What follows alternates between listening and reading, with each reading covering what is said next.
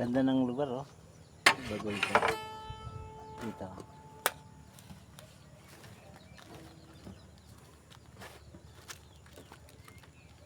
Okay guys, talagang napakaganda po ng lugar na ito, no? Tingnan po ninyo ang paligid nito, ang ganda. At yan ang background ko po, nasa likod ko, yung ganda po ng background nito, oh. Oh.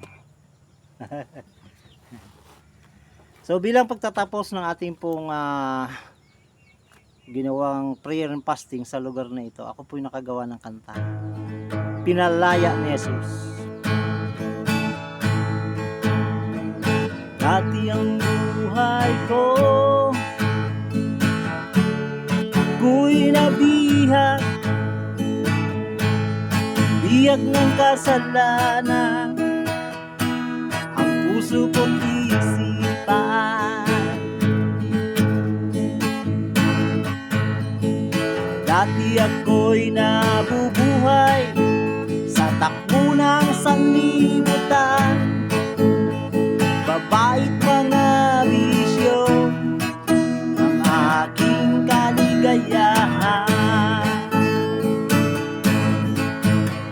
Salamat Panginoon, ako'y pinalaya mo, binigyan mo ng liwanag ang madilim na landas ko, binigyan mo ng pag-asa ang buhay kong ito.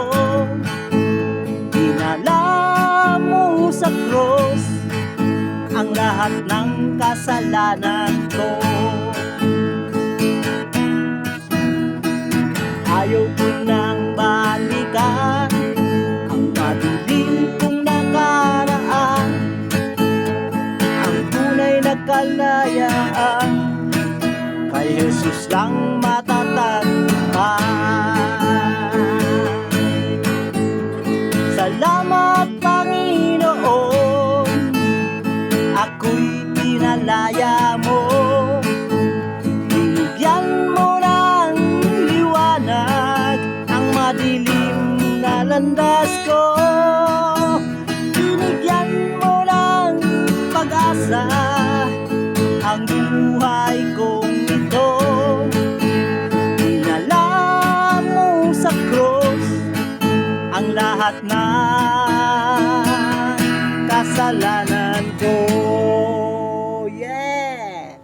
Okay mga kapatid, no? Ako po'y masaya kasi victory. Nagtagumpay ako sa ilang araw na aking pong fasting na hindi kumakain. Maga, hindi ako nag-aalmusal, hindi ako uminom ng kape. Diretso na po ako dito bundok. At ako po ay nag-fasting.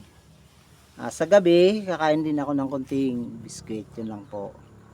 Pero sa susunod, baka dry fasting lang gagawin ko. Napakaganda po dito mga kapatid. At pakisubscribe lang po itong ating pong YouTube channels. At pakilikes. Tulong po ninyo sa akin. Magandang hapon sa lahat. God bless.